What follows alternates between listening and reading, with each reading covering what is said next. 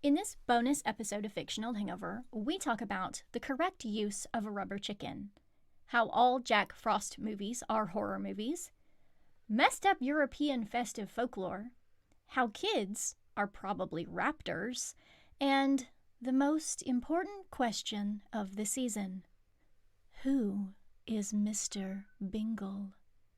In our chat about Secret Santa with author Andrew Shaffer, featuring Superfan Lyndsey.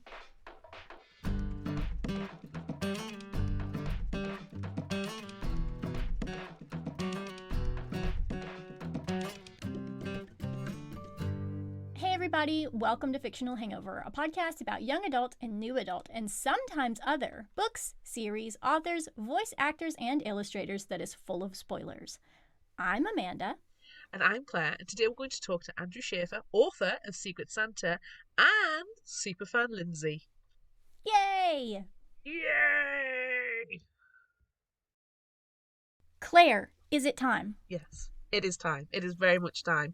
Pew, pew, pew, pew, pew, pew, pew, pew, pew. Would You Rather is extra double special today because we are joined not only by the author, Andrew Shaffer. Yay! Thanks for joining us. Yay. We are also joined by Superfan Lyndsey for her first game of Would You Rather. Yay! Welcome. We're so excited that you're both here. But now it's time for Would You Rather. Yay! Right, so we asked on social media, it's time for Secret Santa, the game and not just the book. Would you rather receive a rubber chicken or a can of soup and a potato? Rubber chicken. I'm genuinely amazed by all the stats, to be fair. On Facebook, it was 75% rubber chicken. On Instagram, full 50-50. There was no one preference. And on TikTok, it was 75% for a rubber chicken. I am questioning what everybody's doing with these rubber chickens, but let's see what the comments say from the listeners. It may give us some answers, likely not. Drew on Facebook wants soup and mash, not just a potato. She wants her potato mashed.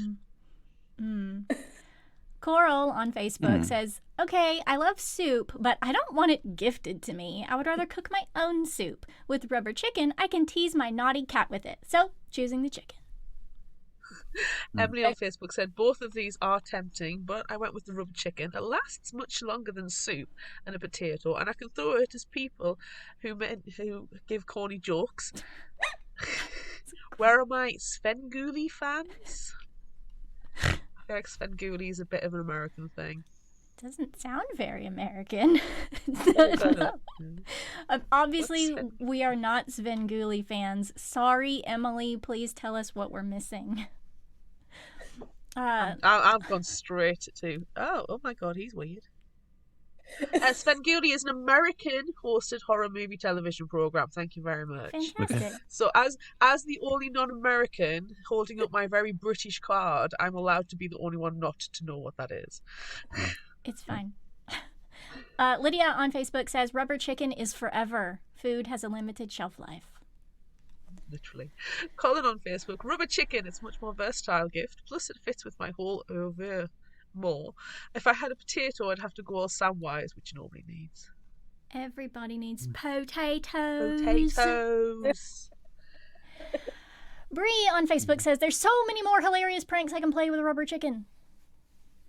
Quinlan Lefroy on Thread said, potato and a can of soup, preferably potato, because you can never have too much potato. And then a lot of potato emojis. Yeah, yes. Sharon Joy Reads on Instagram said, it's got to be the chicken, right? It's a classic worst Secret Santa. Real Jackson Ford on Instagram said, soup and potato, which doesn't surprise anybody because Jackson Ford always goes for the food option. Always. That's true. So, Andrew, what are you picking? Well, I have used rubber chickens as pranks before. I don't know if you've ever seen those rubber chickens they have at like pet stores that are like they're like hideous. They're for dogs. I was walking by a pet store in New York once, and they had this. It had to be 3 foot tall rubber chicken, just the most hideous thing. And I was like, and so I just walked in there and I said, how long has that been in the window? And they're like, years. And I was like, no one's gonna buy that, are they? And they're like, it's like $120. And I go, I'll give you $50 for it. And they go, fine, just take it. And so I was house sitting for someone, and I took it back to their apartment, and I just did like a whole photo shoot with this giant chicken all around the house, wearing their clothes, sleeping in their bed, and then hid it in their bathtub, and then I slowly sent these photos out to them, and that was the last time I ever house sat for them, actually. But so I would say the rubber chicken. Just there's so many things you can do with it.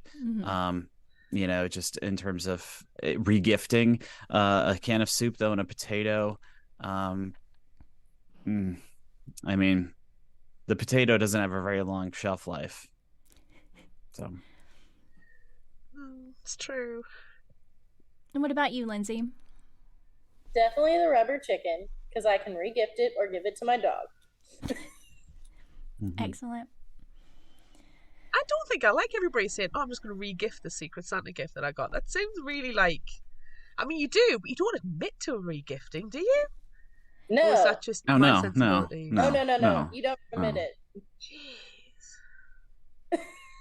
No. Where I used to work, we used to do a £1 Secret Santa thing, but it was more just like a potluck. And it was always food-based items. So it was always like a coconut or pineapples or a scratch card on the lottery if you didn't buy food-based, or a packet of biscuits or a potato. I've been gifted a potato. So, actually it's very useful. I had chips that night. It was lovely. Rubber chicken, it would probably go in the bin, which would therefore go in the landfill, which is bad for the climate. Why are you throwing away your presents? Well, that's not very nice. Well, I'm not re-gifting them. I don't dislike anybody enough to re-gift a rubber chicken. But you will throw it straight in the trash. What does that say? That's also not good. But nobody knows. I'm not going to give this to anyone else, but I will give it straight to the garbage. It will. It doesn't go straight in the trash, but it may eventually meet its doom in the landfill. Well, I mean, I'm sure you have this in your family too. I mean, in my family, we've had gag gifts that go around year after year after year, and you don't know who's going to get them. And you're like, who had this last? And but then there are other gifts like that where you're like, just give this to someone and they'll throw it away for me. I was going to throw this away, but you could do it. The chances are something like a rubber chicken would live at work, would live on my office desk. And that's where its home will be. So every now and again, if it's the squeaky kind, people get squeaked at. But it's not something that's going to live in my house. I think I'm going to go for the can of soup and the potato, because at least I've got lunch, and then I don't have the guilt of having something I'm not really bothered for or re-gifting. I'm also going to go with the soup and the potato, but I prefer that my potato be one of the potatoes made out of pantyhose. Because I did gift you that for Christmas last year. I did gift you a potato for Christmas, and you didn't throw it away.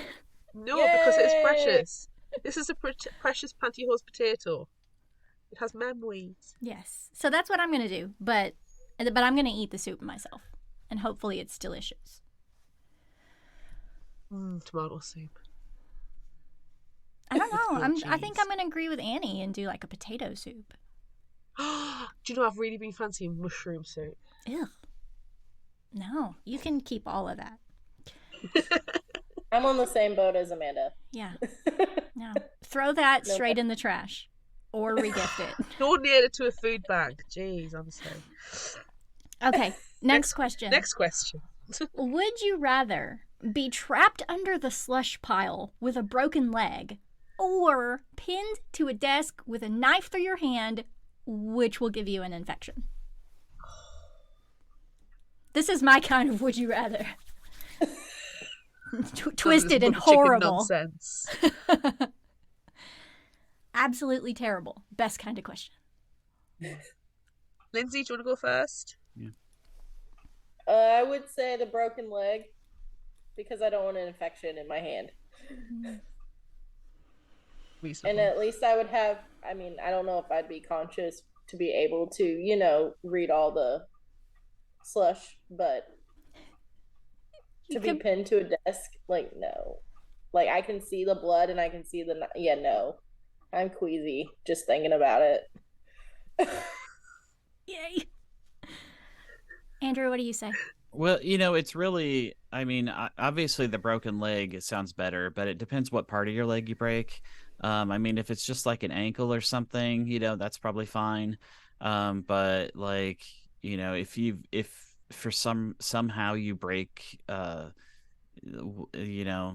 larger bone there, whatever your thigh bone is, whatever that is, Femur? the femur, um, you know, my wife saw someone get hit by a car and they broke their femur, and like a year later, it's not like healed. It's like, so I mean, a slush pile is probably not going to do that to you, but I think it kind of depends on how long you're going to be out of action. I mean, you might want to roll the dice there. I mean, a Also, hand, I don't know. You don't want to cut any tendons or anything, but you come back a little bit faster from a hand. hmm, Unless you lose the hand because it goes gangrenous or septic. ooh, Right. I feel like the broken leg situation is probably going to be worse because it was, perch involved. And, I mean, getting stabbed in the hand, like, that was a human that did that to you. So I feel like the mystical, magical evilness of the broken leg might make it worse.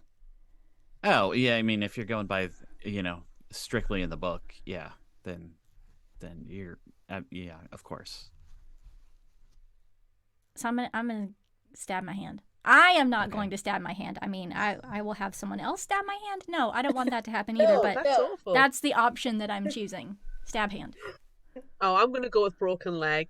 And because it's a would you rather and we are the lords and masters of all we severe, it's going to be like an ankle or, it's not going to be the femur. Screw that. It's going to be a nice clean break, no compound fracture, no no difficult healing process. And I'm just going to sit under the slush pile and just read. Might as well have some fun with that. Because I've got a feeling that if it went through my hand, there's going to be tendon damage. It might be, I need to be able to flip people off, basically, okay? I need to be able to throw the bird, and if I can't, and a very social thing with my husband, because it's funny, not to random strangers in the street, but, I need to be able to do hand gestures, and if I can't do hand gestures, rude hand gestures, then what's there to live for? So I'm going to go with the broken leg. Plus, I've read far too much about sepsis, and I don't want that.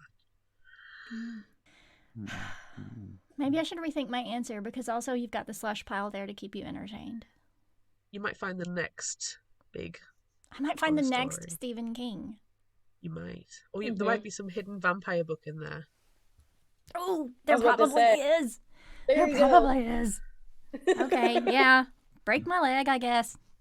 Let's read. Well, speaking of vampire books, would you rather read Transylvanian Dirt or In Dog We Trust?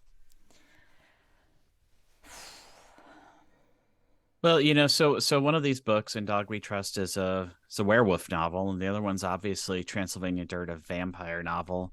They both sound pretty terrible based on what I wrote in the book. Although my wife gave me the first. Lucy loved Transylvania Dirt. Well, this was in the 80s, I mean, I think we've. I don't know how well it holds up to today. I feel like In Dog We Trust would be republished as a paperback from hell today, though. So Transylvania Dirt might be a little too highbrow. Even I don't know. But I do want to see. I do want to read In Dog We Trust because because of this how it starts off. I'm like, how can it get any better from that? I agree. I feel like Fabian, as much as I love Fabian and he was my favorite character, as much as I love Fabian, I feel like his books are maybe a little bit too pretentious for me. So I need to read some garbage. I need to Yeah, read he's a a dog he's we a little trust. long-winded. It's gonna be long-winded because he wrote all these gothics, and so it's just gonna be probably too. It's gonna be too good. Yeah, give me I the started garbage reading. instead. I started reading a literary fiction book the other day, and there were about 10 words in the first 3 pages that I'd never heard of. And I mean, there was some words I mean that I probably should know, like ossify, but I'm like, why are you using the word ossify? It said the Kleenex was ossified. And I Oh, was being, you mean it was like a snotty Kleenex? I mean, it was like a dried snotty Kleenex. Yeah. Just say that. Don't. I feel that would be a lot of 50-cent words in Fabian's books. That person sounds like they'd be the life and soul of a party. Not. That was sarcasm, Lyndsey. Okay, good to know, Oh. Claire. Thank you. Am I the only one that's gonna go with Transylvanian dirt? No, all vampires all the time.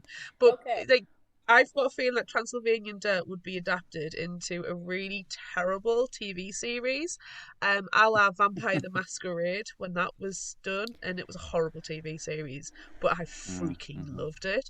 So it's going to be like one of those where I'm going to love the source material, but I'm also going to really appreciate the adaptation that takes place that nobody talks about because, dodgy.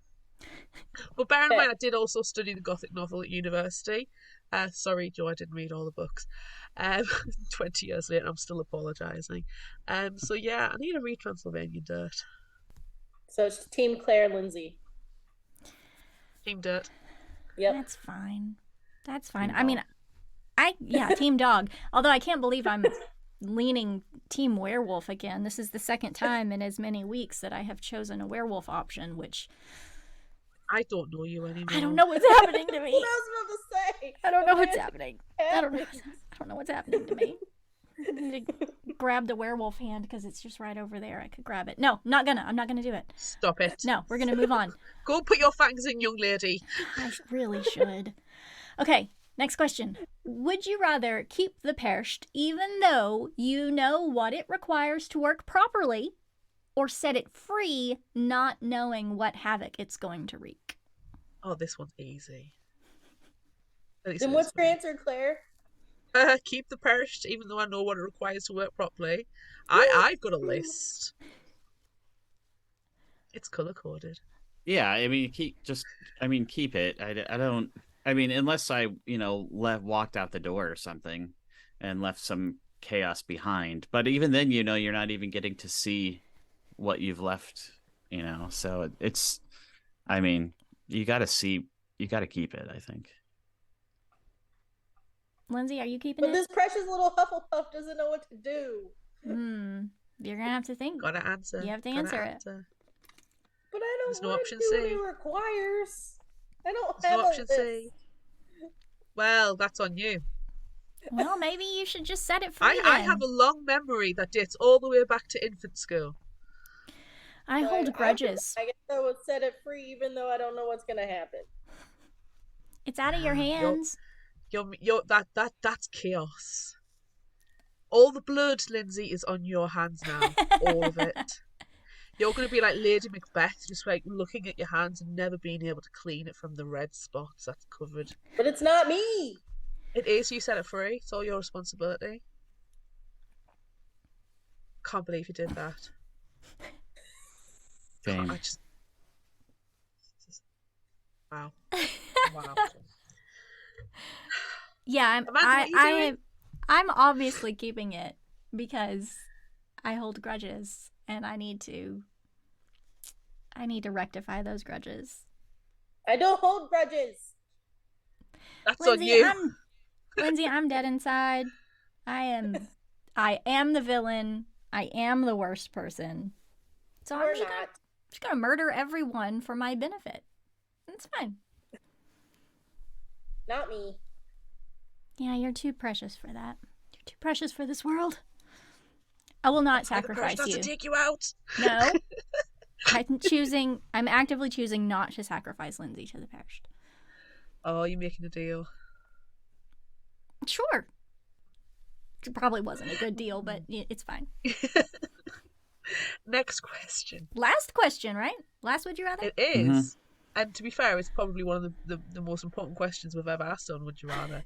Would you rather listen to an in-depth recap of Vampire Academy? I can recommend a podcast for that. Or watch the movie. Well, you know, I have to preface this by saying one of my friends read the book, though. So, but I assume we're talking about the movie. Is that right? Yes. Okay. The movie that is faultless. It is a faultless movie, and I will have nothing bad said about I it. don't know if you'll find anybody that would say that about that movie. It was I listened to the How Did This Get Made podcast on Vampire Academy, which was pretty entertaining, actually. I made it about 5 minutes into the film. It was just It's one of the greatest vampire. Genuinely, I adore that movie. It is brilliant, and it is a very good adaptation if you take the artistic license in place. We covered the entirety of Vampire Academy on Fictional Hangover. Oh, okay, okay. Every single book has had its own episode. We love it. Yeah, no, I love the books actually, but that movie, I haven't seen the new series though. I know there was a new series that came out. Just like nope. No. It had one season, and one season was too much. It was like, it wasn't anything like the books, which I understand. It's two different things, and it's totally fine for two things, you know, it's based on or whatever. That's fine. It's fine. But it was really bad. The first 5 minutes, there was full ass on the screen. Like, what? Why? Why do you have... Who needs old but... That sounds like the new Nancy Drew, which I haven't watched, but my wife started to watch it, and she goes, she's like writing cowgirl in the first 3 minutes or something. And she was like, this should be called Nancy Drew Fucks, because it's all it is. Nasty Drew allowed to do that? Oh yeah, they were like, look what happened with Riverdale, and we're gonna age Nancy Drew up into college, and it's gonna be dirty. And I was like, nobody's asking for that, you know. No. And then when the hard-on boys show up, you know, it's just.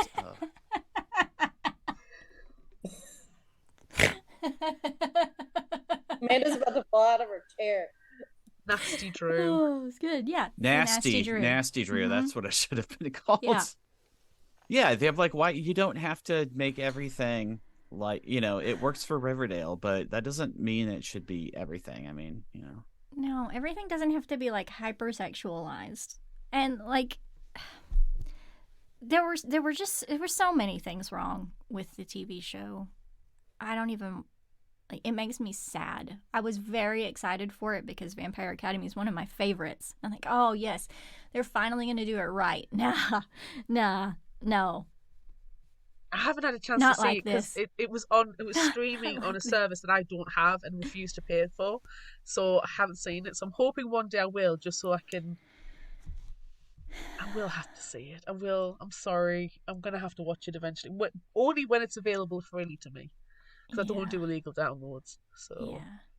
I did really like the movie, even though everyone who has listened to all 12 episodes of Vampire Academy on Fictional Hangover knows that I think Dimitri in the movie was a doughy motherfucker.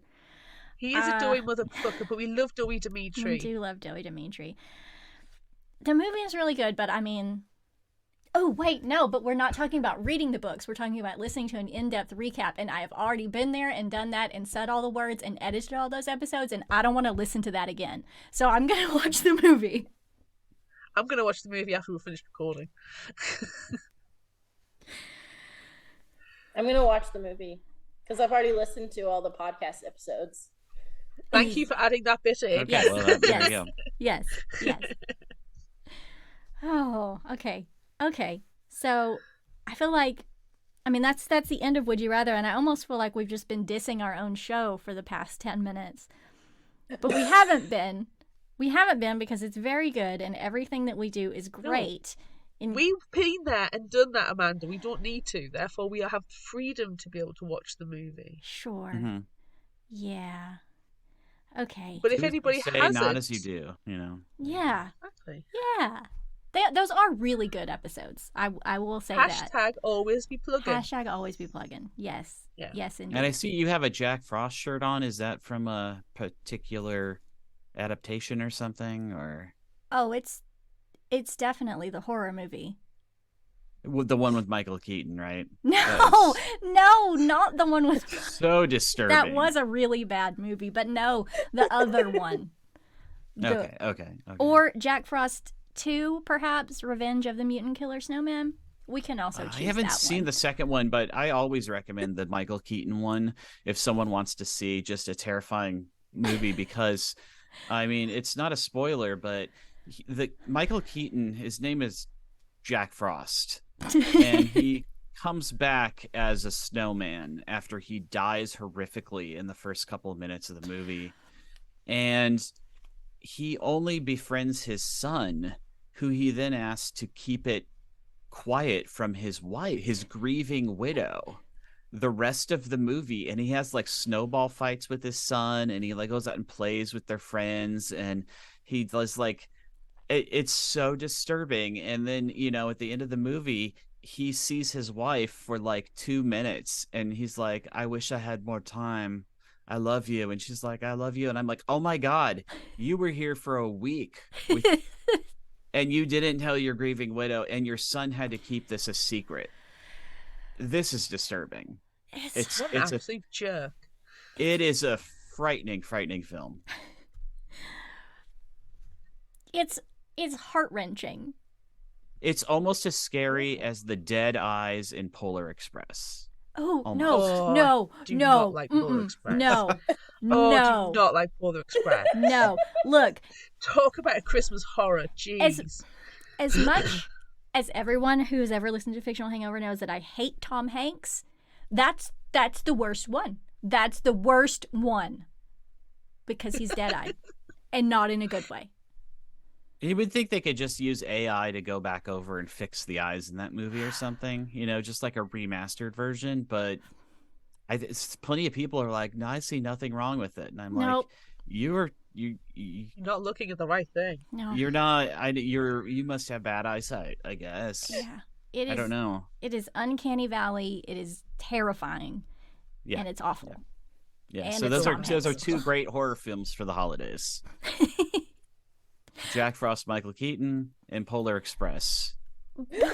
But what about the regular? Not the regular. What about the other Jack Frost, the horror one? It's better. It's full of terrible. Oh, you puns. mean the cartoon? You mean the cartoon from the 1960s? No, not which that is one. Also horrible. You know, they're all like, he knows that he's gonna die that whole time, and he's just melting. And he's like, don't worry, I'll be back next year. You're like, how long have we been waiting for Jesus to come back? Now we're waiting for a snowman to come back. What is this teaching children about? I mean, it's just, again, that's another disturbing film. So anything with a snowman. I mean, I know when you're talking about though, the horror one from the 90s, the B movie. It's not even a B movie. It's like a D movie. It is. No, the second one is a D. Okay. Maybe worse. The first one is a B-, maybe C+. I was just gonna ask you why you are. What has that Jack Frost done to you that you won't even mention him? You know, no, I loved it. I loved it when I first saw it as a teenager, and I was like, this is the greatest thing ever. And I never looked at a snowman with a carrot nose the same way again. But I tried to watch it again last year, and I was like, oh, this is actually simply just bad. It really is. Like the production is just so bad that I couldn't get past how just low budget it was. And I was like, oh, I can't believe that this has been, you know, I just carried an idealized version of it around in my head. You know, I was like, I must have been so high when I watched it the first time. That's my only explanation. I was just like, this is hilarious, you guys. I don't know. No, it just, the production, it just didn't stand up. It just didn't stand up. I think sometimes things need to be left to nostalgia and not ever rewatched. Yeah, I'm pretty sure I I loved the second one also, but I'm pretty sure the budget was maybe a quarter of the first one, if Oh that my tells you God. how good it is. Oh my God. Yeah. I don't know. I mean, I think someday, I think there's probably room in the market for, I mean, like a serious snowman horror movie someday. Yeah. But I mean, we kind of got that. There was that Joe Nesbo, is that the writer's name, who did that movie called Snowman, where the dead bodies were inside the snowman in the Oh. community. Was that the It was, Michael Fassbender movie? yes, Well, it was like a Swedish Yeah, I did noir not watch thriller, that. and everybody was like, "This is actually really funny." I mean, the bodies are, it's a serial killer who hides bodies inside snowmen. So I'm like, this is not scary. This is not No. scary, but No. I quite I- enjoyed it, but Was it it wasn't good, though? scary. I No. enjoyed it for what it was. Like you say, dead bodies inside snowman. But like I'm sure Michael Fassbender's character was like this alcoholic detective, like a little bit trying to be a gritty film noir kind of detective. So it was more thriller than it was Mhm. horror. It was in a bit of a slow burn, and I mean, at what point does he like go, "Oh, I haven't seen it." I'm like, "Oh, the bodies, they're inside the snowman." You know, I mean, is this like the climax, or is this the early problem on? is it takes itself too seriously. I Yeah, enjoy a yeah. horror movie, especially a Christmas horror movie that knows exactly what it is and it delivers. Like one of my favorite Christmas horror movies is The Krampus, because it's just ridiculous and stupid, and the Krampus is an undersung holiday hero in my opinion, Okay, and yeah, it knows yeah. exactly what it's delivering. But yeah, the Snowman, like the Michael Fassbender one, I think it's 2017. It was a winter movie, not a holiday movie. Oh, yeah, yeah, yeah. And I know that actually brings up, there was another question on this list, would you rather questions about Die Hard. Is it a Christmas movie? Mhm. And you know, I mean, it's a movie you can watch any time of the year. It is, there's the controversy about it being Christmas movie is it just a movie set at Christmas, or is there like a Christmas theme to it? You know, is there some type of redemption, or I don't know, something Christmassy about it? And I I mean, I'm just like, hey, it has Santa Claus hats in it, and I'm gonna watch it at Christmas. That's all I Mhm. care about. Mhm. I don't get into the deeper, is this really a Christmas? Because then you start parsing, you know, what makes a Christmas movie, and you might throw out some classics if, you know, they're not all as moving as The Grinch, right? Oh, I hate So, the Grinch movies. um, Jim Carrey, can't stand oh him. yeah, I hate those are Benedict also terrifying. one. I hate I them. I liked hate the them. Benedict Cumberbatch Grinch movie. I That don't one- mind the Benedict Cumberbatch one in the background, that's fine. But my hill Mhm. is Elf is a bad movie, and I do not like it. I've seen it once. I do not need to see it again. Thank you very much. So people come fight me if you want, but you know, there you go. I just don't I like found a disturbing fact Christmas music. today about Die Hard. I put Mm. my friend on Facebook every December. He likes to post his advent calendar is posting pictures under a particular theme, and this year's theme is Victorian greeting cards. So you can warp Oh my crazy. goodness. Yeah, so you can tell where it's going. And today's was a particularly weird one of a human head with almost like a stovepipe top hat, 10 gallon. Honestly, it was huge. And he's got a pumpkin, not pumpkin, a turnip body and arms and weirdness. So I put a comment here and said, "Nice suit, John Phillips, London. I have two myself. Rumor has it Arafat buys his there." To which is obviously a Die Hard quote. My husband Mm-hmm. today turned round and went, "Where's that from?" Hmm. Well, I mean, he's watched Die Hard, but he hasn't watched it as much as me, because I tend to put Die Hard on while I'm wrapping the Christmas presents.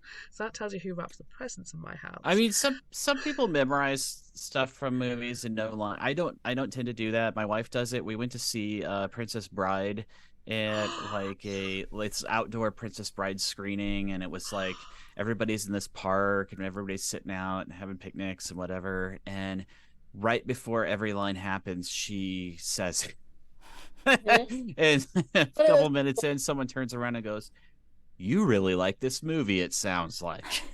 I'm like, I want to watch The Princess Bride with your wife. I'm one like, of how those do you people- remember these? It's not even like the memorable quotes, it's just the other stuff, It's just I know every line in the first 2 Harry Potter movies, that's for sure. Same. I think I've seen the Harry Potter movies once, maybe twice. I could quote Ghostbusters. Mhm. Yes. Yep. Probably all 5 Twilight movies. Mm-hmm.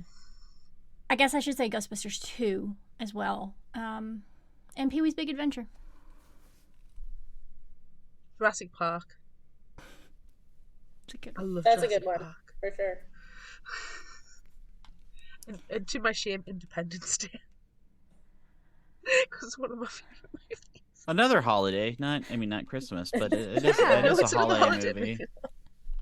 You know what? In the U.S. it's a holiday movie. I don't know about in the U.K.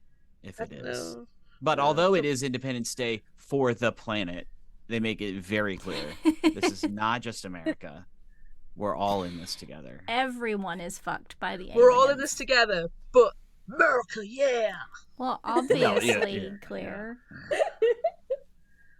Obviously.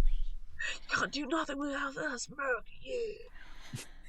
Look, we know where we are. We know what choices we've made to get us here. You know how late you're usually late to the parties when it comes to, international conflict, but no, let's not get political. It's not that time of year. It's fine. Anywho, Let's that's something a bit more related to the actual topic. Yes, let us do that. I guess we do need to clarify though, what is your favorite festive horror movie? Since we've just had this whole thing, what's your favorite one? Well, I like rare exports. Yes. It's just,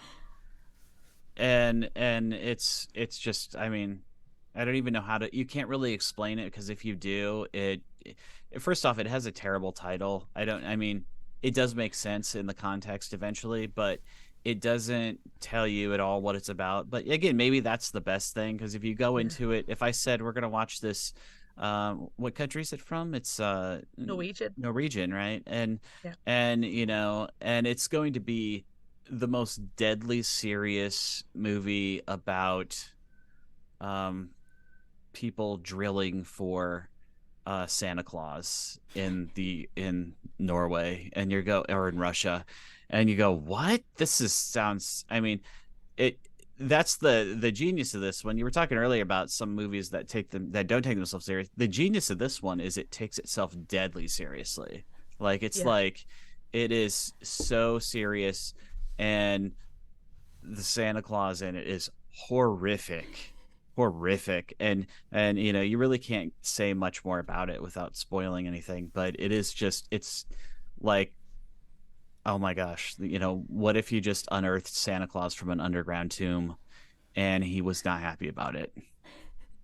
Don't ever watch the dubbed version. There's not enough dialogue. Oh yeah, I was going to say, yeah. Bother. Yeah. Mm-hmm. Always watch subtitle with it. I always watch subtitle anyway, given an option. But there's such little dialogue. It's such a visual movie that it's pointless to watch the dubbed version. But it's so well done. Yeah, and I'm like, I don't know what it's just at the top of just because again, I do like stuff that is humorous, but this was so far. It's just like it takes the joke so far. It started, obviously it sounds like it started as a joke, and then they're like, but what if it wasn't a joke? And you're like, oh my god, this is crazy. And it's done from the kids' point of view as well, so it makes it that tiny little bit more horrific that this creature is out there. And then a kid from, and if this was an American film or something, it would be from an adult's point of view, and there would be no kids around this because it'd be like, oh, it will confuse children. Like, oh my, no, they don't give a fuck. No. Norway, I don't know who hurt them, but they don't give a fuck. Oh, it's the entirety of Europe. Like, I know me and Amanda, we talked about it during the discussion, didn't we, about how Europe has all these amazing, absolutely messed up, fucked up, yes, festive characters like Yule Cat. Oh who yeah, yeah. will like who is an absolute fashion bitch, and if you are not dressed to impress, you're dead. And then there's all like the tricksters. No, they're gonna rip your belly open. Europe is Hmm. full of the horrific characters who will ruin your day if you're a naughty boy or naughty girl or don't clean your teeth or have clean clothes or anything like that. And America's like, yeah, let's put Christmas lights on. And I Santa's a know, Johnny and Fatman. that was kind of my inspiration behind Secret Santa was I wanted to bring some of those over. And at first, they were like, "Do you want to do like Krampus?" And I was like, "I think Krampus is played out." I'm not so sure anymore because there's so many people every year that I'm like, "Have you heard of Krampus?" And they're like, "No, what is that?" And I'm like, "Are you serious?" Like, I Yeah. just feel like in the horror community, it's just done into the ground. But I read about Frau Perkta, and I was like, "Oh my goodness." Yes. Because she's also known as the belly slitter, and she slices children open on Christmas Eve and fills them with straw. And Is I'm she the one like, with the 72 children?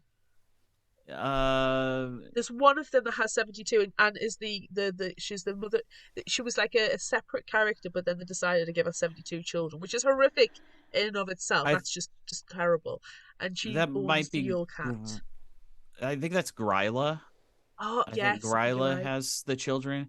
Yeah. Um, but the Frau Perkta has the Perkten or the Perchten or the Perch. There's so many different pronunciations, but they are the ones. And so that's in Secret Santa. But that's where they come from. Is this woman Frau Perkta who's the belly slitter? And so there was like a whole separate part of my book that just cut out because there's just no space for it. But about like the history of Frau Perkta and everything and people getting slit open and filled with straw. It's just like I'm like, what does that have to do with Christmas? I'm like, it's just so festive. I mean, I guess straw was at the manger, maybe. I don't know. And you try to figure out like where some of this stuff comes from, and there's several books out there, but it's such weird folk stuff that nobody really knows, for It's got sure. nothing to do with Christmas, really. I mean, Yeah, it's just yeah, so happens no, to be at the same time. It's like cultural appropriation, I think, yeah, and yeah. it's amazing. I think the whole of Europe is wide open for cultural appropriation, especially here in America. I was like, I'm gonna plumb into my own past and sort of you know and steal some characters from Germany and stuff.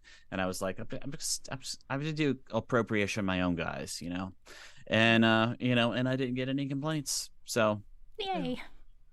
It's definitely the Disneyification thing. Like Christmas has been Disneyified, even though not necessarily is Disney, like in America. mhm. Whereas if you look at like the Snow Queen, the original, or the original Little Mermaid, or Snow White and Cinderella, if you look at the original European folk tales of them, they're fucked up.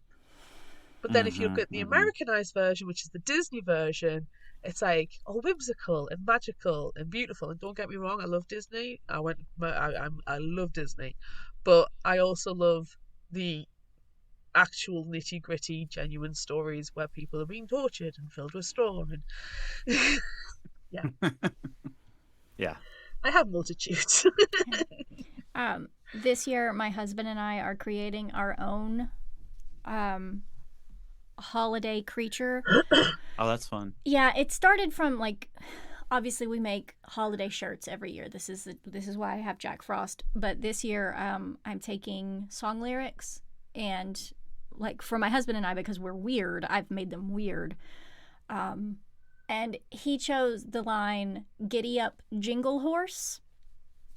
So that's the line that's on his shirt. But then the Okay. horse, I so we've created the jingle horse, and I would love to share a picture, but I don't have it readily available, but it's a like mecha horse.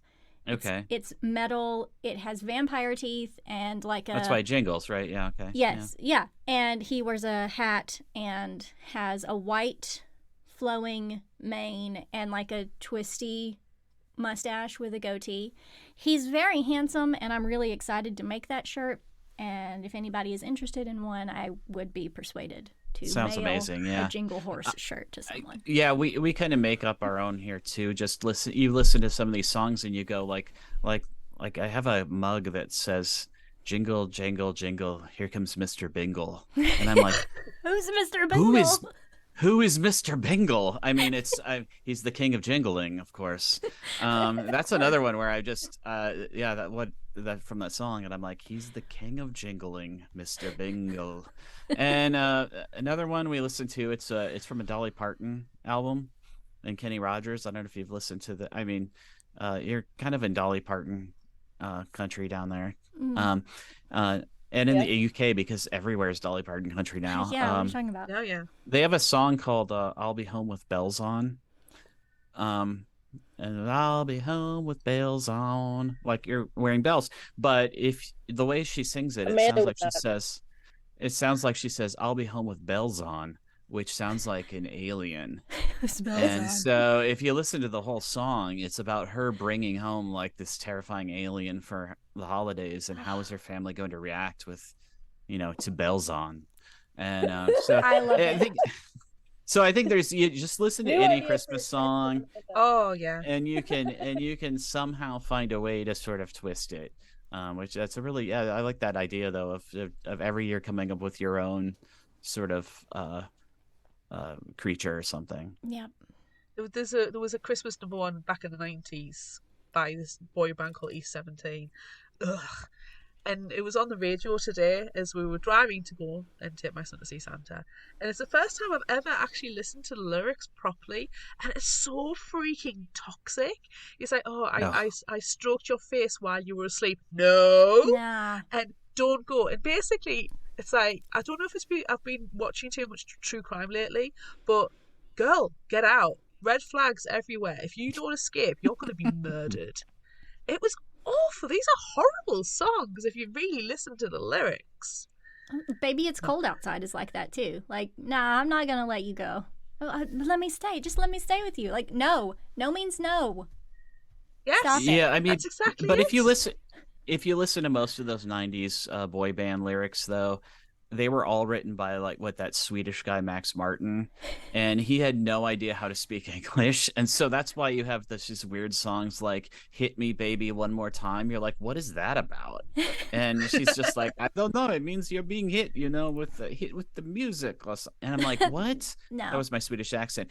And but all those lyrics for all those boy bands were all written by one guy practically, and he had no idea what he was saying. No. So I also want to know why all boy band posters, and I remember this from I was never really into boy bands back in the 90s. I was a Alanis Morissette girl. But I'm sorry, Lyndsey. You might be able to help me answer this, but why were all boy band posters, and I remember this in my friends' bedrooms, all their posters, all the boy bands had their feet out. There was naked feet everywhere, and one of the girls I knew, one of my friends, she hated feet. Like, feet made her want to vomit. She couldn't even look at her own feet. So all of the posters had the feet cut off. It was very weird going into our room and seeing all the posters with the feet cut off. Wow, why? I don't know. I just remember I had a poster of the Red Hot Chili Peppers, and it was in the 90s, and it was on my wall for a while. It was all 4 of them sitting on a bench, and it was on my wall for a while, maybe a year before I realized that Flea's testicles were out. It was just the 4 of them just seated and I was like, oh, it's just this nice little picture. It is a poster. It came out of a Rip magazine or whatever, the circus magazine or something. I was like, oh, this is nice. And I'm like, okay, did nobody see this? How did this get into a magazine? Proof edit, people. Those are flea balls. That's delightful. Merry Christmas. I was like, oh, this is the gift that keeps on giving. There's Mr. Bingle. It was Mr. Bingle, flea balls. Yes. So I think that brings us to a really great, that's a very great segue to a question that tries to get us back on topic, or that's not Fictional Hangover style. That's not a thing. No. What does the perfect Christmas look like for you? As she asks. Oh my god, that was tenuous. In this very not what fake... I described. No, it's the opposite of that. Whatever the opposite Or the opposite of that is. Should I ask That's them a- what was the worst present you've been given? Was it flea balls? Was that better? That was That's more this on year. brand. No, No, I do know the worst present I was ever given was for my birthday, and it was a keychain of Krusty the Clown. And you go, how old were you? And I go, 25. Who gave this to you? The girl you've been dating for about 3 months. Why did she give you a keychain of Krusty the Clown? Are you a big Simpsons fan? I mean, everybody's a little bit of a Simpsons fan, right? Do I have a favorite character on The Simpsons? Krusty would probably be about number 30 or number 31, okay? Do I need a keychain? I have a fair number of keys, but I'm all good on the keychains. And I'm like, why have you given me a keychain of Krusty the Clown? And she's like, I just saw it and I thought, you probably like The Simpsons. And I'm like, you are bad at this.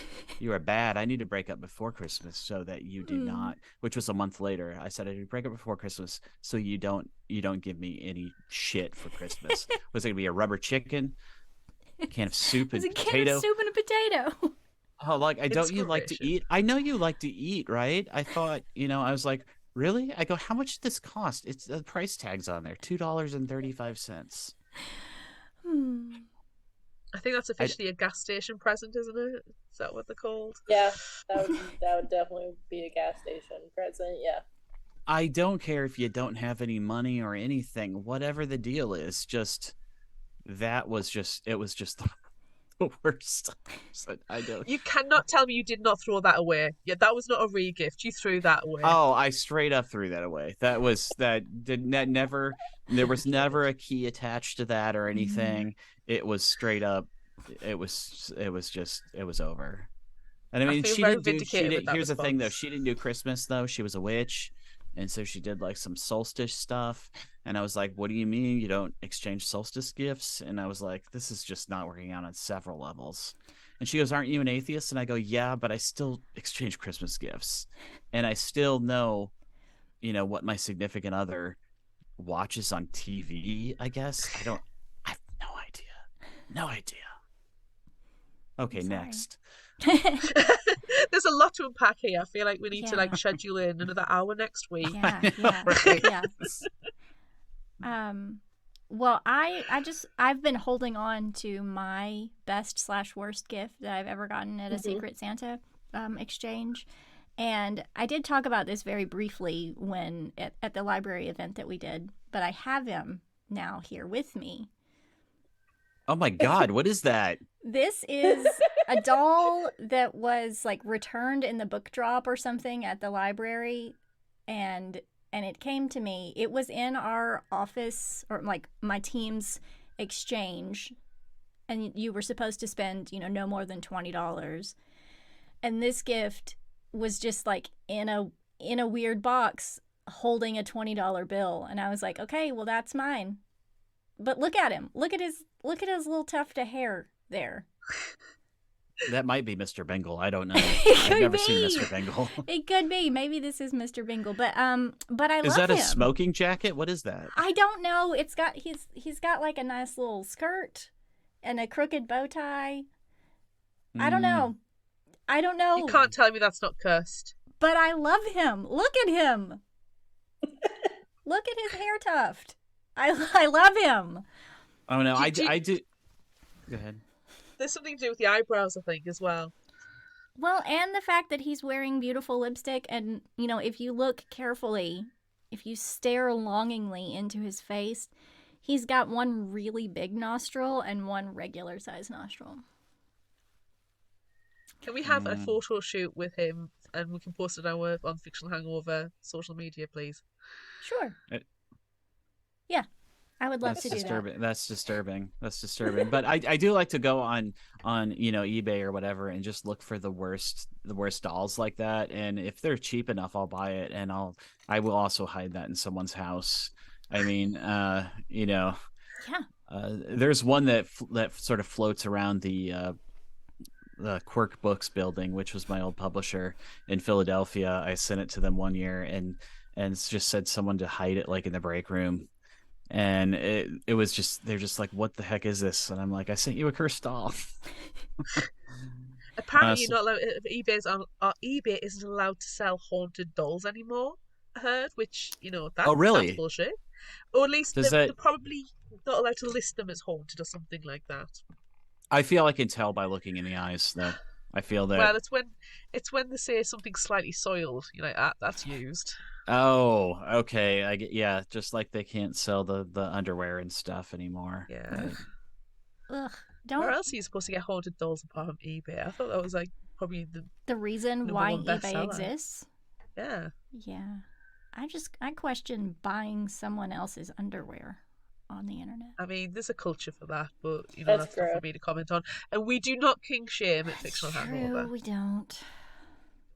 Lyndsey, what was your best or worst present? My best would be my dog. She's a Christmas gift. Aw. Oh, And then the other tie would be Santa brought me a Game Boy Advance when I was a kid. That's And amazing. I still have it in my original Game Boy games. Ugh, oh wow. I love it. I still have my original Nintendo, and it still works because Nintendo products are made to last. Yep. Well, see, that was when I stopped believing in Santa Claus. I mean, if we can get into spoiler territory, but was when Santa Claus started to make very detailed copies of games and stuff. And I was like, wait a minute. I get that Santa Claus can make a wooden doll or something. I get that Santa Claus can maybe, with the right mold, do a G.I. Joe. But can Santa Claus make a copy of a Nintendo Entertainment System? No, because Impossible. I will answer. Impossible. I will answer this question as an actual parent of a 9-year-old. Santa has a list, and Mummy and Daddy will have to buy from that list because Santa can only make certain toys. So if he wants Okay. certain, this year he wants like a plushie and books. That's all he's asked for. And Mummy and Daddy will have to go and find these books and send them to Santa, who will then put the magic on and deliver them Christmas morning. Okay. So Santa is we're Santa's helpers. I feel Santa like doesn't do TVs and stuff like that. I will refuse. I would point blank refuse to let Santa do any high value items because I feel like it's not fair that when you go back to school, when there's a very distinct economic disparity in the children who go to my son's school. For them to go around and go, oh, I got a TV for Christmas off Santa. No, he's getting a TV off Mummy and Daddy for Christmas. Okay, I know someone who Santa's does getting that same books. thing though. Their reasoning though was not the disparity. It was, I'm not letting that lazy, cheap bastard Santa Claus Oh yeah, that as well. take credit for what I'm giving you. I give Oh. you the expensive stuff. Santa gives you all the cheap crap, okay? Santa gives 3 presents in the stocking stuff, and that's it. That is all Santa is allowed to do. I have very Wow, strict you've rules really kneecapped Santa on his giving here. Like, Oh, I have to. Like, I've even got my. We went to see Santa today, and he had an elf on the shelf, and my son, and Amanda knows about this. My son hates Elf on a Shelf because Okay. in school he's very scheduled and he likes to be a good boy and have like a traffic light system at the school, and if you get a red light, it's a trip to the headmistress. And you do not want that. It's a phone call home, and see there's consequences. And this naughty elf on the shelf kept making all the bad things happen and all the kids were getting red cards. And he was terrified, absolutely shit scared. And he knew if he told us it was the elf on the shelf, he wasn't going to get it wrong. I had to tell the teacher, can you please stop doing it? Because you're really giving him nightmares. He wasn't sleeping because of this. So he hates elf on a shelf. Absolutely hates it.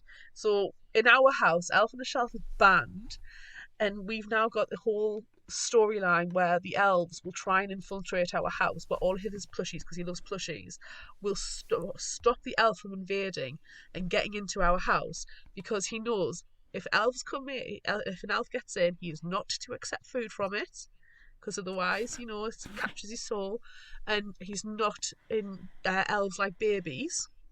and they like to steal babies. And he actually said to Santa today, I don't want an elf coming into my house because I won't eat any of its food, and I know it likes to steal babies, and I don't want it to be stolen. And please don't let it steal my little baby cousin either.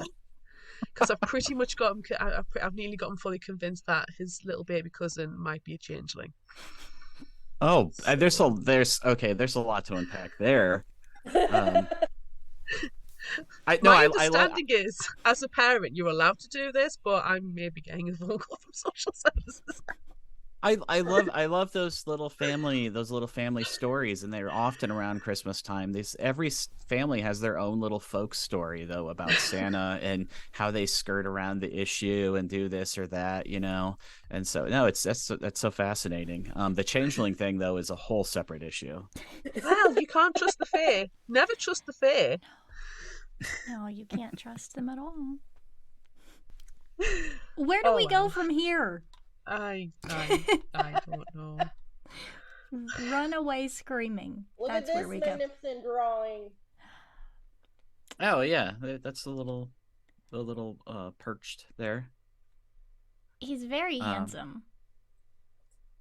Yeah. I didn't really know. I guess I didn't know what they can look like anything really. I've seen a lot of different little dolls like that online. All completely terrifying though. That why you would give this to a kid. Some people give them to kids and say this is for, this brings you good luck. Some say it brings you bad luck, but again, it probably is all down to the individual family. The original Elf on the Shelf though, that concept has been around for, probably centuries, but just with terrifying little dolls and stuff. And the one we have now, it's so commercial that I mean, but it does fit our, commercialized era though. It all has to feed back into some central database. I assume there's some tracking on, the eyeballs. I don't know. If you have one in your house though, tie it up, put some tape around its mouth, No, let it steal Elf the on baby. the Shelf will infiltrate my house. Yeah, we don't have an actual Elf on the Shelf, no, but we have like little ones that are like from Dollar General that my mom's friend has like put her grandkids' names on, but they're not the actual Elf on the Shelf. They're just little corpses from dollar store. That's elf corpses. That's a good idea. Actually. Elf corpses. There you go. It's great. Oh, I like those ones where someone has the Krampus and they have it like torturing the little elf on the shelf, and it's like, like putting it into the oven or something, tying it up. My temptation is to go and buy a load of cheap Elf on the Shelves and just kind of like leave them scattered in a bloody mess on the driveway. Okay, I gotta say, when you're doing stuff outside like that, you gotta really know who your neighbors are, because I always used to do stuff like that around Halloween and get really elaborate. Like I would dress up. I would get like a little child's costume and then put like, jeans inside of it, fill it all up with newspaper and everything, and then lay it face down in the middle of our yard with some scattered candy around it, so it looked like a child had been murdered in the yard. And leave that out on Christmas, on Halloween, and parents would bring their children up, and here's what looks like a child who's face planted in the middle of our yard, just with all of this candy all over the place. They'd be like, that's not is that yeah, but I found out that actually really cut down on the number of children that came to our door, which is where you grab them. If they don't come to your door, you can't legally take them. So no. If they knock on the door, then they're asking for it. Right, they're asking to be invited. Yeah. So I was just like that was too terrifying. And I mean, it's Halloween though. It's supposed to be scary. Oh, see against the Disneyfication, the Americanization. You see, I'm in Britain, so in terms of neighbours looking at what we're doing, you ignore it. Oh, okay. You don't look. You politely ignore it. The amount of times I've been either in the back, like in my backyard, the slits between the fences, they're never like perfectly flush. It's got to let the wind through. next door who are lovely. My neighbours are genuinely lovely, and they've seen me doing some particular peculiar things, and it's usually taking pictures for Fictional Hangover or Scully Joe having a boudoir photo session, Oh, because why the hell not? Or in the front garden taking pictures of, for the again from Fictional Hangover, doing some weird stuff, because it's appropriate backdrop for it. Don't bat an eyelid. You Or guys you'll just get a ignore hello and my that's it. Woodar photography, and I will ignore the screams from your shed. It's to each their own. I think it's just being polite. Yeah. You know? It's fine. Exactly. You do have some dolls, though, Amanda and Claire, of yourselves. Yes, we do. Oh, really? Okay. Yeah. They're adorable. That's appropriate. Yeah. Really terrifying. Mm-hmm. It is. My mum made them. They're precious. Really? Yes. Yeah, they're precious. She enjoys a challenge. And they have fangs on them, right? Yes. I might need her to make me a giddy up jingle horse. There you go. Ma'am, you're listening. You've had the description. She listens, so she'll be like, "Oh no," and trying to be desperately rewinding. A mechanized horse with that's Uh-huh. again, that's one of those things that gets to Santa, and Santa has to farm that out. Yeah. Like I can't build that. I forgot he's also wearing a ruby amulet. That's also involved. So we're gonna need that, and it's gonna need to be a real ruby.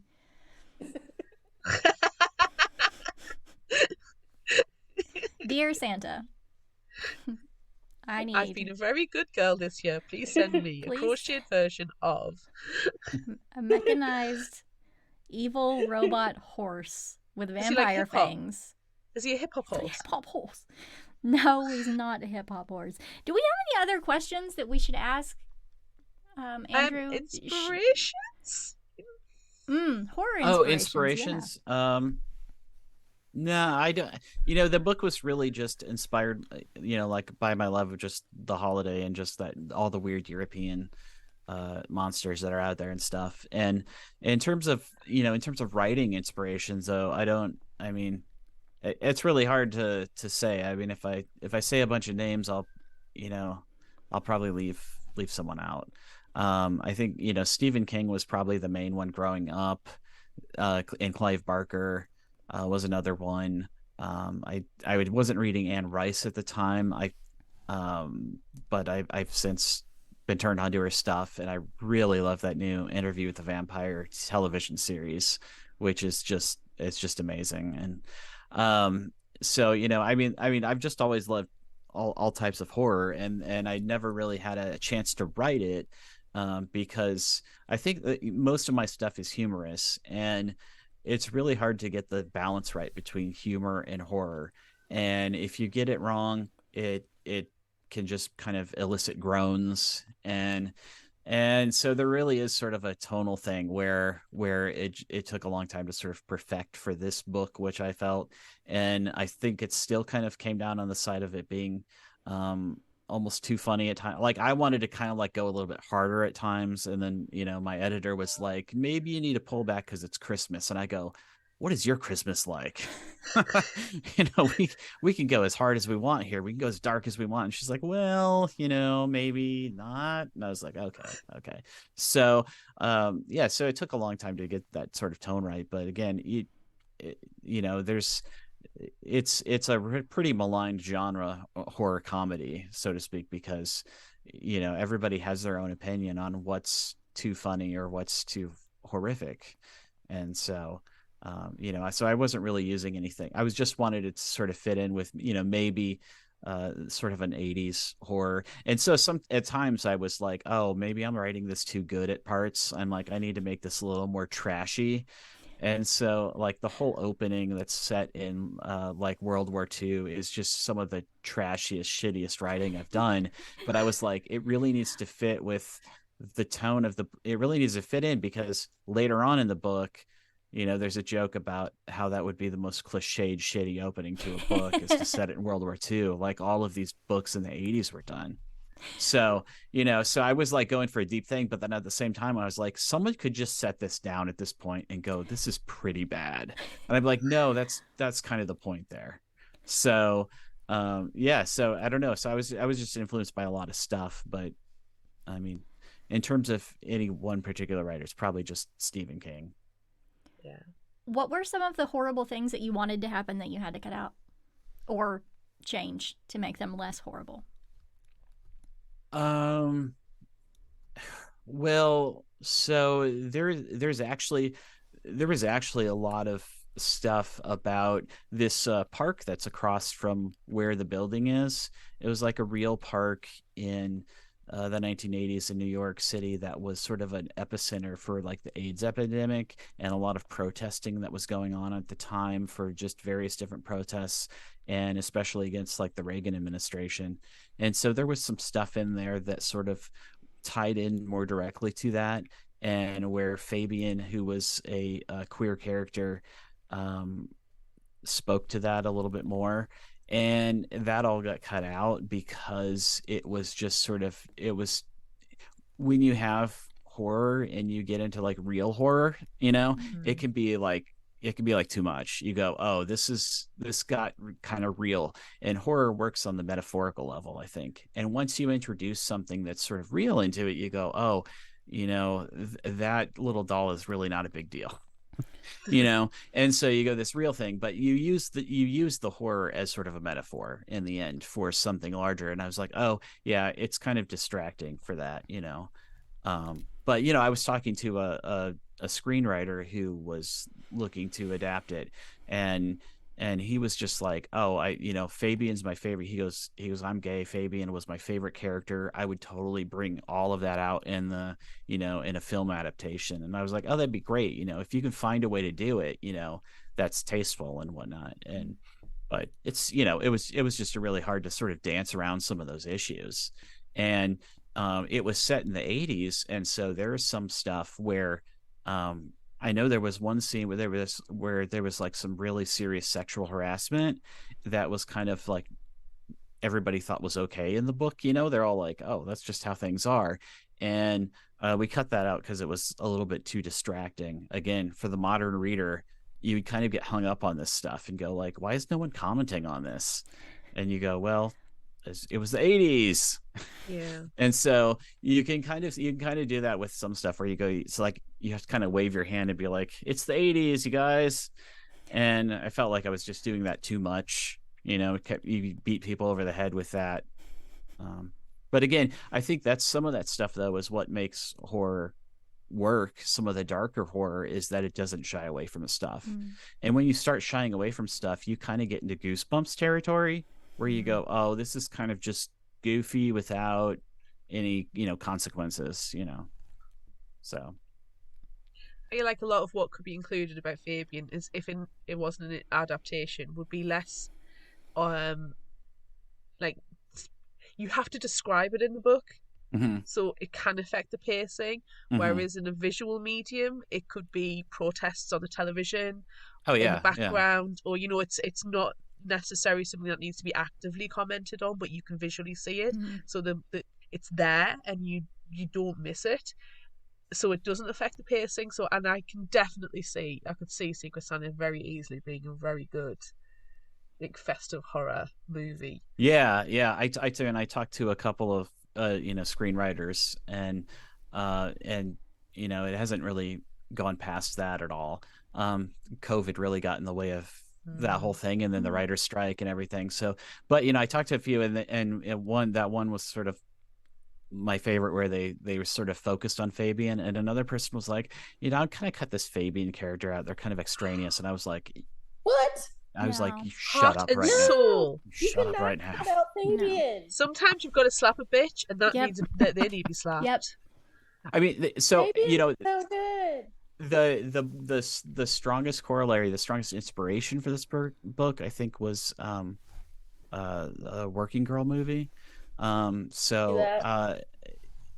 was sort of the inspiration behind the character, and just some editors that I'd personally known.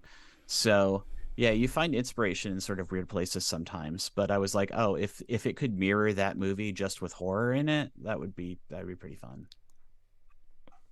Yeah, I would really enjoy that. And someone else said, oh, I'd probably move this up to modern day, or I'd move it to the '90s or something. And I was like, No. you've just the whole point of it is, oh, it doesn't work anymore. I was like, some of that stuff doesn't work because, in the '80s, you could have a prologue set in World War II. And today, you wouldn't have a character still alive from that era. No. Right. And if you moved it up, you wouldn't be able to do the epilogue. Yeah. Exactly. That's the They point. Yeah, the original idea was to do a like a trilogy where each book would be a different holiday or something, but the second book would be like set in the '90s, so a different era of publishing, and then the third one would be set in sort of the 2000s or whatever. There's like this ebook revolution coming to kill them all. So it would just be all about this one publishing company through the years, and then that kind of got cut down to just the epilogue at this point. I think modernizing certain stories doesn't work because you introduce the mobile phone, and as soon as you introduce a mobile phone, a Yes. lot of the intrinsic horror and threat is gone. And then you have to Because go, you just oh, we like don't have reception. Oh, my battery drained, Oh, or yeah. it's just like, Oops. You have to drop whatever. it, or like, because you would always have a flashlight, you would always have a phone, you would always have a way the to internet search. for research. Yeah, you Yeah, always have a yeah. way to search for what the hell is I mean, going at on. least if it was like the old Nokia days where you used to play Snake on those chunky little boys, that for all the fact, their battery life was absolute perfection, but they didn't have Yeah, internet. They were yeah. only good for phone calls, Snake, and text messages. And your text messages were limited to certain characters. So I can see the humour where you're like having to press 3 multiple times to get the E. And I can see the comedy value in having those, and where reception isn't great because it's a new tech. I can see that, but as soon as you start getting to the era of the smartphone and having 3G, 4G, 5G, no, it loses some of the threat's gone. Yeah, although I did read this was a horrible story, but it was someone was they were getting kidnapped, and they wanted to they were trying to text in their pocket to like a friend or something, like that said like send help or something, and because they're like, I'm getting kidnapped here, please send help. And the text came through on the other end to like their mother or something, and it said like please dance now. Oh And no. I was like, oh no, because it had auto completed to something, and then they were murdered. um and so Merry Christmas. But that was, yeah, so phones aren't always the solution that you think they are. Yeah, if you No. had to tap each button each time, then you would know what you were saying. Whereas, like now, Yeah, now the if you're, autocomplete, you just yeah, have no idea. You're just or like you're doing swipe and it will just make up some crazy bullshit. No Can't- boa, no new boa, New boa. cookie. Yes, we have The all amount of of these times- weird Oh. things that we say to each other now because of autocorrect. Please dance now. Please dance now. Murdered. So sad. That is terrible. What a great. I've been watching too much true crime, so I'm like, Yeah. what can I do? I just don't leave the house. It's just safer not to keep all your doors and windows locked at all times. Don't answer the door. Phone's always charged. Never leave. Yeah, put up duct tape around the windows so that there's no flow of air into your house and that you Mhm. Fresh slowly air for dead suffocate. people. Mm-hmm. Yeah. Never go camping, ever. Amanda, you're in the middle of the woods. You're screwed. Sorry. I know. I'm sorry. It's fine. But then I'm in a built-up urban area, so I'm screwed because Yeah. they'll just be visiting your neighbour. Yeah. Well, the good news, I mean, in an urban area, there's people around, so you won't go hungry in an apocalypse scenario. Well, that's true. I haven't built in cannibalism into my apocalypse plan. You got to do Probably it. should. You got to do it. We've talked about this several times before. Like I won't even make it in the apocalypse. Like, we already know this. So I have ultimate plans to sacrifice myself for the greater good. Oh, that's nice. Yeah, I'll hold the door closed from the zombies coming in or something to give you a chance to get away, because, like, I have diabetes, and if I don't have insulin... What's wrong with being a zombie, dead. though? I mean, every movie, it's like, oh, this is going to be terrible. You're going to get eaten by the zombie, and then you're going to turn into a zombie, and you're going to eat people. And I'm like, you mean I'm going to be able to eat, and I won't ever gain weight? That sounds Wow, great. this sucks. This sucks so bad. And You'll never feel any guilt over it either, because you have zero emotions. Yeah. I know. I mean, yourself, what did you say, Lyndsey? because you won't be yourself anymore. Or will you just be a better version of you? That all sounds like a fair trade-off, though. I mean, you make trade-offs, you know? Sure. You make trade-offs. Like, like Shaun of the Dead zombies, they still function in society. They did those. They worked at Walmart or whatever, and they could play video games. And they played video games. Like, in warm bodies, they started to regain the humanity. That's true. That's true. But you'd have to have like this amnesty, like this full-on forgiveness. Everybody is pardoned for eating their friends and families and strangers. Cannibalism was okay during the pandemic. Oh, it was? Yeah, it's over. Oh, yeah. Don't worry, you're fine. Okay, you're fine. Oh, thank God. Okay, you missed that one. Yeah. It was like the Purge, but it was kept quiet. Yeah, it was like, what's this lockdown? If you're already antisocial, it's like lockdown was just another day ending in Y. Yeah. Was it with these dinner parties that they were having in the UK? All of the politicians, they were like, no, everybody stay home. Everybody stay home while we party and embezzle. All of you tasty people out there, just. I mean, have you seen Boris Johnson? Can't tell me he hasn't. Yeah. I'm pretty sure he's eaten at least one person. Vile. I think that might bring us to the end. Horror. that brings us back to Christmas. Yeah, and now here we are at the end of this episode. To wrap things up, we always like to ask if there's anything else that you want to tell us about that that's exciting in your life, and it doesn't have to be book related. It can be anything. So share great things. Or terrible things. Also fine. More on brand. Oh, yeah. Well, this is actually book related, but I just have this advanced copy of this book that I'm working on here called it's a picture book called The Secret Pet, and it's about a child who has a secret pet throughout it, and he plays here. I think I might have shared this on the library one too, but he's got a little balloon, and he's like, and it says Etienne has a secret pet that no one else can see, and so he has a secret pet he does stuff with throughout here. And he reads to it. He takes it to see the sights here in France. He's a little French boy, and then at the end of it, the pet comes out of him, and it's a little tapeworm right there. Oh, that's hilarious. That's cute. And so then he has little adventures with his worm. That's amazing.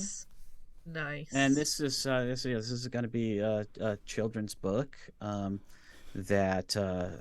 Somehow I have had to self-publish because I guess publishers are not into that, but I think it's a touching story, and so I'm working on that right now. I'll tell you what book you've got that I need to read. Mothman's Merry Cryptid Christmas. I was about to say that one's fantastic. Adore cryptids. I'm all over cryptids. Yeah. And when I saw the post on that, I was like, Amanda! Just like, calm down, Claire, it's okay. I've read it. It's fantastic. It is. Oh, thank you. Yeah, I had to do like a reading for some children last week at a local store, and I was like, what am I supposed to do? How do I keep them entertained? Well, they're just like all over the place, and I'm like, I can't control them. They're whatever. So I just, yeah, they say it's like herding cats or something, and I'm like, cats are fine. I've got cats. I know how to handle them. Got a cat right here, right now, and I'm like, I know how to handle them, but the kids, I was like, so I read, and then like, okay, we made little Mothman ornaments actually the rest of the time. So That's I was so like, cute. I'm gonna give you activities to do. How about that? And so they have these little ornaments, and then they put little eyeballs on them, and I had little little legs you taped on and everything. So it's amazing. what is that right there? Is that a It's a Bigfoot. a big That is adorable. Bigfoot doesn't have horns like that though. Yes, but Derpfoot does from the Cryptid Club. Okay. Derpfoot? He's a bit derpy, doesn't he? He is He is a derpy. Bigfoot, but his name is Derpfoot because he's a bit derpy. He's adorable. I adore cryptids. I love them so much. I hate moths, but I love Mothman. It's the only acceptable moth. Well, I mean, if you want to be real about it, he's an owl that people mistook for a monster. But yeah, owls are cool too. So Owls are really cool. I don't like a lot of birds, but I do like owls. I found out they're the only ones that can like pick up dogs and stuff. Like even like like hawks and everything, their hands are not their legs are not strong enough to like grasp and pick something up off the ground. Mhm. They're for ripping and tearing. And so maybe they'll pick up a small rodent or something, but for the most part it's just ripping and tearing and stuff. But owls, they will straight up pick up a dog. They don't care. Yeah. They've got huge. yeah.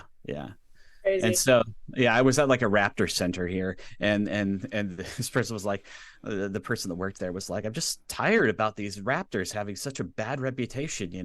It's the hawks and everything. It's the owls. They're the ones that are doing all the bad stuff to your cats and your dogs in your neighborhood, probably. And the owls are just sitting there going, who? Who?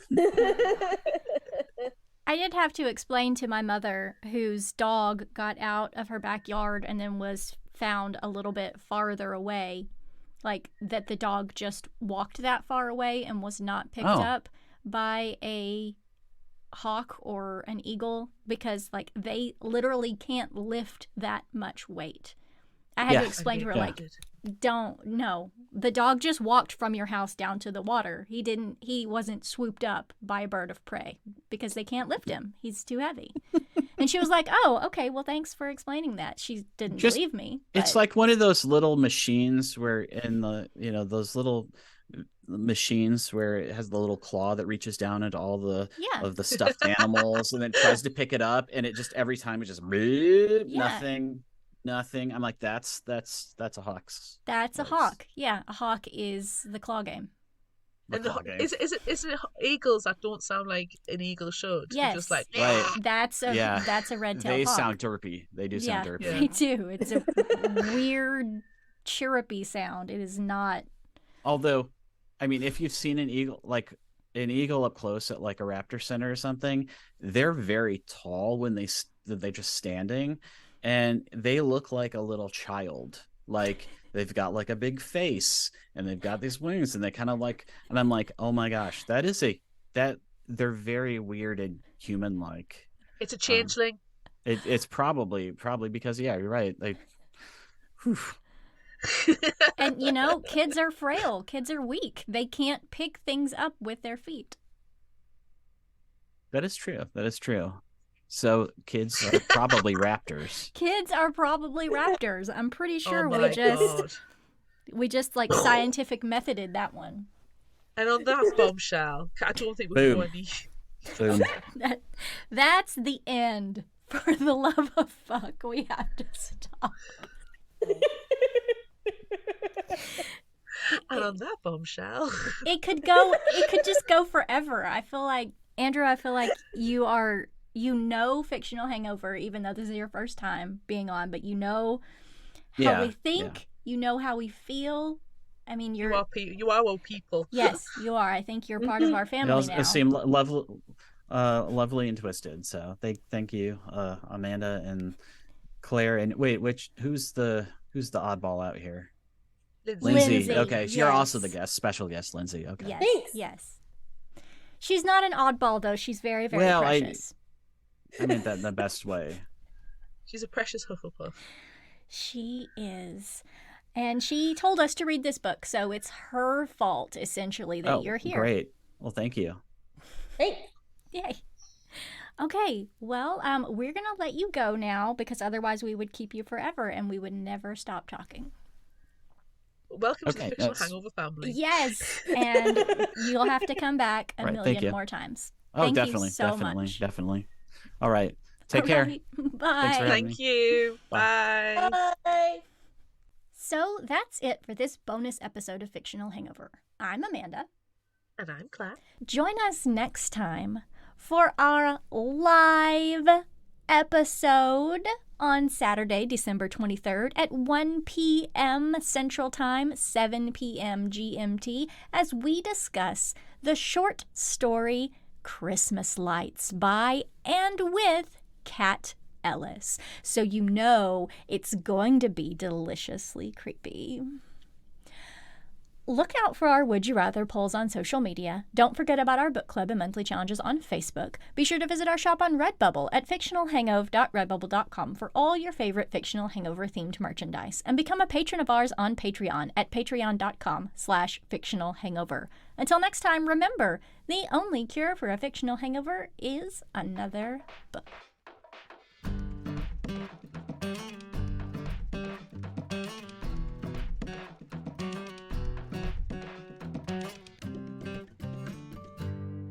You can find us at fictionalhangover.com. Follow us on Instagram, Threads, TikTok and YouTube at Fictional Hangover. And find us on Facebook at facebook.com/fictionalhangover. If you like this episode, check out our others and be sure to rate, review and subscribe so you don't miss out. And finally, special thanks to Liz Emerson for our music. You can find her on Facebook and Patreon. Thanks for listening.